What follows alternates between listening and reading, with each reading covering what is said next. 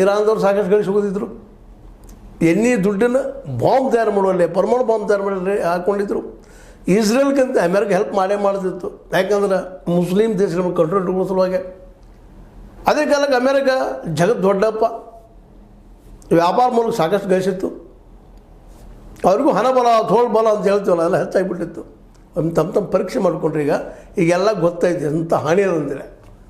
ಇಸ್ರೇಲಿಗಳು ಬಂಕರ್ದಲ್ಲಿ ಹೋಗಿ ಡೊಕ್ಕು ಕೊಡ್ಲಿಕ್ಕೆ ಹಚ್ಚಿದ್ರು. ನಮ್ಮನ್ನು ಎಲ್ಲಪ್ಪ ಉಳಿವು ಅನ್ನೋಂಥ ಹುಡುಕ್ಲಿಕ್ಕೆ ಶುರು ಮಾಡಿದ್ರು. ಇನ್ನೊಂದು ನಿಲ್ಲಿಸಿಲ್ಲ ಇರಾನದವರು, ಇನ್ನೂ ಬಾಂಬ್ ಹಾಕ್ತಾ ಇದ್ದಾರೆ. ಇಸ್ರೇಲಿಗಳು ಸಹಿತ ಹಾಕ್ತಾ ಇದ್ದಾರೆ. ಅದು ಇರಾನಿಗೆ ಸಹಿತ ಸಾಕಷ್ಟು ಹಟ್ಬಿಡ್ತದೆ. ಇರಾನಿಗೂ ಸಾಕಷ್ಟು ಹೇಳಿದ್ರು ನಮ್ಮ ಪರಮಾಣು ಕ್ಷೇತ್ರಗಳ ಹಾಳಾಗಿಲ್ಲ, ಮಾಡಿಲ್ಲ ಅಂತ ಹೇಳ್ಬೋದು. ಅದರಲ್ಲೂ ಹಾಳಾಗಿದೆ, ಪೆಟ್ಟು ಬಿದ್ದದೆ. ಹೀಗಾಗಿ ಎಲ್ಲರೂ ಸೋತಂಗಾಗಿದ್ದಾರೆ. 3 ಜನ ವಿಶ್ವಯುದ್ಧ ಆಗ್ಬೋದೇನೋ ಅಂತ ಎಲ್ಲರೂ ಭಯ ಪಡುವಷ್ಟರಲ್ಲೇ ಸ್ವತಃ ಅವರಿಗೆ ಭಯ ಹುಟ್ಟ್ಯದ. ಯುದ್ಧ ಅಂದರೆ ಹೆಂಗಿರ್ತದೆ, ಸಾವು ಅಂದರೆ ಹೆಂಗಿರ್ತದೆ, ಸಾವಿನ ಮುಖದಲ್ಲೇ ಸಿಕ್ಕಂಥ ಮನುಷ್ಯ ಏನಿರ್ತಾನೆ ಅನ್ನೋದು ಹೇಳಿದರೆ ಗೊತ್ತಾಗೋದಿಲ್ಲ, ನಾವು ಅನುಭವಿಸಿದಾಗ ಗೊತ್ತಾಗ್ತದೆ. ಆ ನೆಲೆಯಲ್ಲೇ ಇವತ್ತು 3 ಜನ ಸೀಸ್ ಫೈರ್ ನಡೀತಿದ್ದಾರೆ. ಇಂಡಿಯಾದ ಜೊತೆಗೆ ಇಂಡಿಯಾ ಪಾಕಿಸ್ತಾನ ಸೀಸ್ ಫೈರ್ ಮಾಡಿಸಿ ಬಿಡಿಸಿದ ನಮ್ಮ ಡೊನಾಲ್ಡ್ ಟ್ರಂಪ್ ಸೀಸ್ ಫೈರ್ ಆಯಿತು. ಅವ್ರು ಒಪ್ಕೊಂಡಿದ್ದಾರೆ. ಇಸ್ರೇಲ್ ಮತ್ತು ಇರಾನ್ದವ್ರು ತೆಗೆ ಕೊಟ್ಟುಬಿಟ್ರು. ಆದರೆ ಇರಾನ್ ಬಿಡಲಿಲ್ಲ.